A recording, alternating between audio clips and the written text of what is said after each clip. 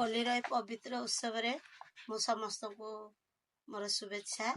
ମୁଁ ଆଜି ହରିରାଜପୁର ମେଲଣ ବିଷୟରେ କିଛି ଏକ ଗଳ୍ପ କଥନ କରୁଛି। ଗଳ୍ପ ଟିକେ ଶୁଣନ୍ତୁ। ହରିରାଜପୁର ମେଲଣ ଆଉ ମୋର ଭ୍ରମଣ। ହରିରାଜପୁର ମେଲଣ ଓଡ଼ିଶା ପ୍ରସିଦ୍ଧି ଲାଭ କରିଛି। ସେଠାରେ ପଶ୍ଚିମା ଶମ୍ଭୁ ସୋମନାଥ ମନ୍ଦିର ଅବସ୍ଥିତ। କିମ୍ବଦନ୍ତୀ ଅନୁଯାୟୀ ସେ ବହୁତ ପ୍ରାଚୀନ ମନ୍ଦିର। ପୂର୍ବରୁ ଗୋଟେ ଗାଈ ଯୋଗୁଳି ଗାଈ ଚରେଇବାକୁ ସେଠାରେ ଥିବା ଜଙ୍ଗଲକୁ ଗାଈ ଗୋରୁ ନେଇ ଯାଉଥିଲା। କିନ୍ତୁ ତା ଭିତରେ ଗୋଟେ କାଳି ଗାଈ ଘରେ କ୍ଷୀର ଜମା ଦେଲାନି।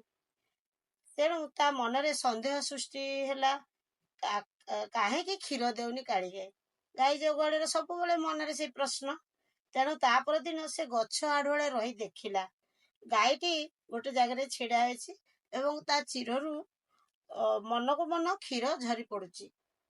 ସେ ତାକୁ ଦେଖି ଆଶ୍ଚର୍ଯ୍ୟ ହେଇଗଲା ଗାଈ ଯୋଗୁଳିଟି ଏବଂ ରାଜାଙ୍କ ପାଖରେ ସବୁ ଯାଇ କହିଲା। ରାଜା ତାଙ୍କର ମନ୍ତ୍ରୀ ଓ ସୈନ୍ୟ ସାମନ୍ତ ଧରି ସେଠାକୁ ଗଲେ। ଭଲ ଭାବରେ ନିରୀକ୍ଷଣ କଲା ପରେ ଜଣା ପଡିଲା ଯେ ସେଠାରେ କିଛି ପାତଳା ଫୁଟା ଶିବଲିଙ୍ଗ ରହିଛନ୍ତି ଭଳି ଲାଗିଲା। ସେ ଜାଗାକୁ ଭଲକି ପରିଷ୍କାର ପରିଚ୍ଛନ୍ନ କରାଇଲେ ଲୋକଙ୍କ ଦ୍ୱାରା। ଆଉ ଦେଖିଲେ ଗୋଟେ ଶିବଲିଙ୍ଗ ସେଠୁ ବାହାରିଲା। ସେଠି ଗୋଟେ ମନ୍ଦିର ସେ ପ୍ରତିଷ୍ଠା କଲେ। ସେଇ ଶିବ ପଶ୍ଚିମକୁ ମୁହଁ କରିଥିବାରୁ ତାଙ୍କ ନାଁ ହେଉଛି ପଶ୍ଚିମା ଶମ୍ଭୁ। ବହୁତ ପ୍ରତ୍ୟକ୍ଷ ହୋଇଥିବାରୁ ତାଙ୍କ ପାଦୁକକୁ ଲଗାଇ ପାଖରେ ଥିବା ତାଙ୍କ ନୀଳ ପୋଖରୀରେ ଗାଧେଇ ପୁନର୍ବାର ଓଦା ବସ୍ତ୍ର ପିନ୍ଧି ମନ୍ଦିର ବ୍ରାହ୍ମଣ ପାଖକୁ ଯାଇ ପୁଣି ପାଦୁକ ଲଗାଇଲେ ରୋଗ ଶୋକ ଦୂର ହୁଏ। ତାଙ୍କର ପାଦୁକ ଏତେ ମହାନ, ସେ ପାଦୁକ ଲଗାଇଲା ମାନେ ସବୁ ପ୍ରକାର ରୋଗ ବୈରାଗ୍ୟ ଦୂର ହେଇଯାଏ। ମାନସିକ କରିଲେ ସବୁ ପୂରଣ ହୁଏ।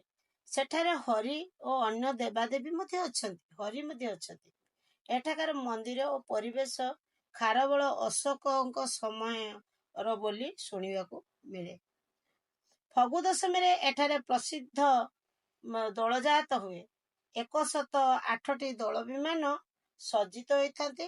ସେଥିରେ ଠାକୁର ମାନେ, କି ଅପୂର୍ବ ଦୃଶ୍ୟ! ଦେଖିଲେ ଚକ୍ଷୁ ଝଲସିଯିବ। ସବୁଆଡେ ବିମାନରେ ଠାକୁର ବୁଲିବାକୁ ଯାଆନ୍ତି ଭୋଗ ଖାଇବାକୁ। ଘଣ୍ଟା ଘଣ୍ଟା ବାଣ ନାଦରେ ଚାରିଆଡେ ପ୍ରକମ୍ପିତ ହୋଇ ଉଠେ। ଜୋରରେ ଝାଞ୍ଜ ଘଣ୍ଟ ଘଣ୍ଟା ବାଜୁଥାଏ। ଆଉ ଝୁଣା ଧୂପ ଦୀପ ଗଗୁଳ ସବୁ ଠାକୁର ପାଖରେ ଲାଗିଥାଏ, ଦିଆ ହଉଥାଏ ବାରମ୍ବାର। ବିମାନ ଗୁଡିକ ସଜ୍ଜିତ ହୋଇ ପିଣ୍ଡି ଉପରେ ତାପରେ ବୁଲିକି ଆସନ୍ତି। ପୁଣି ସେଇ ବିମାନ ଗୁଡିକ ଗୋଟେ ପିଣ୍ଡି ଭଳିଆ ସବୁ କରାହେଇଛି ସେ ହରିରାଜ ମେଲଣ ପଡିଆରେ। ସେଇ ପିଣ୍ଡି ଉପରେ ସବୁ ବିମାନ ଗୁଡିକ ରଖାଯାଇଥାଏ। ସେଠି ସବୁ ଠାକୁର ମାନେ ଥାଆନ୍ତି। ଭକ୍ତମାନେ ବୁଲି ବୁଲି ଦେଖିଲା ବେଳେ ସେଥିରେ ଅବିର ଓ ଫୁଲ ଦିଅନ୍ତି, ଦାନ କରନ୍ତି। କୁହାଯାଏ ବିମାନରେ ଥିଲା ବେଳେ ତାଙ୍କୁ ଅବିର ଦାନ କଲେ ଯାହା ମାନସିକ କରିଥିବ ତାହା ମିଳେ। ଗତ ବର୍ଷ ମତେ ସୁଯୋଗ ମିଳିଥିଲା। ମୁଁ ସେଇ ହରିରାଜପୁର ମେଲଣ ପଡିଆକୁ ମେଳା ବୁଲିବାକୁ ଯାଇଥିଲି ଏବଂ ସେଠି କବିତା ଆସରରେ କବିତା ମଧ୍ୟ ଗାଇଥିଲି ଏବଂ ତାର ସାର୍ଟିଫିକେଟ ମଧ୍ୟ ପାଇଥିଲି, ମାନପତ୍ର। ବହୁତ ସେଠିକାର ଯୋଉ ପୂଜାରୀ ଯିଏ ଅଛନ୍ତି ତାଙ୍କ ଦ୍ୱାରା ମୁଁ ସେ ମାନପତ୍ର ପାଇଥିବାରୁ ନିଜକୁ ବହୁତ ଧନ୍ୟ ମନେ କରୁଛି। ପ୍ରଭୁଙ୍କୁ ଦଳ ବିମାନରେ ଦର୍ଶନ ଅଭିଦାନ କରିଲୁ ଏବଂ ତାଙ୍କ ବିଷୟରେ କବିତା ପାଠ ବି ହେଲା। ଆଉ ପ୍ରଭୁଙ୍କ ଯେମିତି ଲାଗିଲା ସତରେ କି ପ୍ରଭୁଙ୍କର କୃପା ସେଇଠି ମିଳିଲା।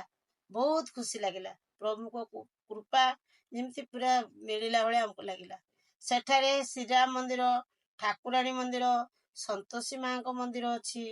ମନ୍ଦିର ପରିବେଶ ତାର ଆଖପାଖ ଅଞ୍ଚଳ ବହୁତ ସୁନ୍ଦର, ବହୁତ ସୁନ୍ଦର। ସୋମନାଥ ମନ୍ଦିର ବହୁତ ବଢିଆ ଓ ବଡ ଶିବଲିଙ୍ଗ ସେଠି ଅଛନ୍ତି। ବଡ ଶିବଲିଙ୍ଗ ସବୁ ଅତି ସୁନ୍ଦର ସାଜସଜ୍ଜା, ବହୁତ ସୁନ୍ଦର ଭଲ ଭାବରେ ସାଜସଜ୍ଜା କରାଯାଇଥାଏ। ମନ୍ଦିର ଆଗରେ ଆମେ ଦେଖିଲୁ ଗୋଟେ ଶିବ ମନ୍ଦିର ଆଗରେ ଥୁଆ ହେଇଛି ଗୋଟେ ବଡ ଦୀପ ଆଉ ଚନ୍ଦନ ଘୋରା ଖୋଲ ସବୁ ଥୁଆ ହେଇଛି, ବଡ ବଡ ସବୁ।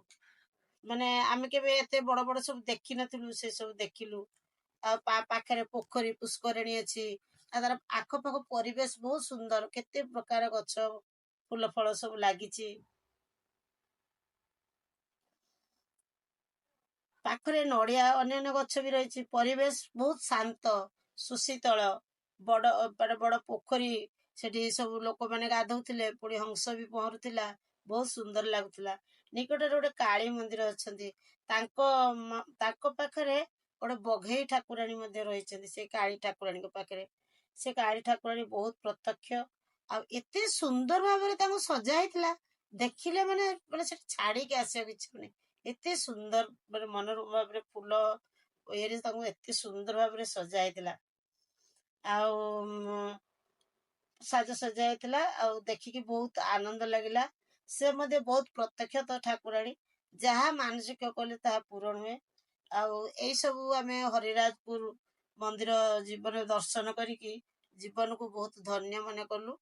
ଆପଣମାନେ ବି କେବେ ଯଦି ସୁଯୋଗ ମିଳେ, ଏଇ ଖୋର୍ଦ୍ଧା ଜିଲ୍ଲାର ଖୋର୍ଦ୍ଧା ପୁରୀ ମଝାମଝି ଜଟଣୀ ଜାଗାରେ ସେ ମନ୍ଦିର ସବୁ ଅଛନ୍ତି, ଯଦି କେବେ ସୁଯୋଗ ମିଳେ ଆପଣମାନେ ମଧ୍ୟ ଭ୍ରମଣରେ ଯାଇପାରନ୍ତି ଏବଂ ଠାକୁରଙ୍କର କୃପା ଲାଭ କରିପାରନ୍ତି। ଜୟ ଜୟ ଶିବ ଶମ୍ଭୁ।